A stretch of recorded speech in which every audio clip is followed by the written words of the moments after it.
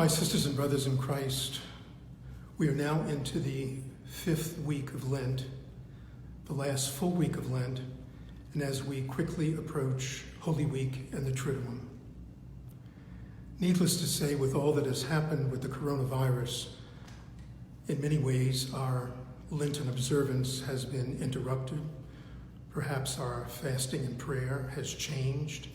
There have been many alterations to our way of life, and we have experienced times of challenge and uncertainty and many questions.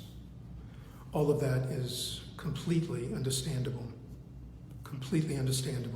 and all of this has become part of the penance that we have embraced for this Lenten time. May I suggest, though, that during this final week that we get back to the basics, in spite of all that is happening around us.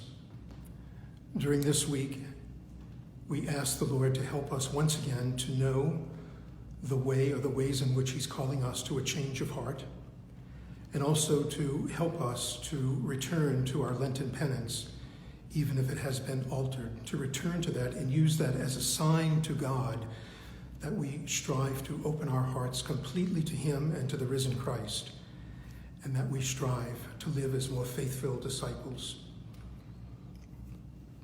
It is important that even in the midst of crisis and difficulty, frustration and irritation, that we ask God to be a part of our experience. We know that this loving God walks with us, and He will always carry us when necessary. Please continue to join me in prayer for those who have died from the virus, those who are sick, that need healing, and for all of us for our protection. My sisters and brothers, please know that I pray that God's blessings and abundant love will be upon you as we journey together. Let us remember one another in prayer. Let us hold up those who are serving us in the healthcare professional, first responders, and our civic leaders. They are indeed a blessing to all of us. May the peace and the love of Christ be with you and all those you hold in your heart.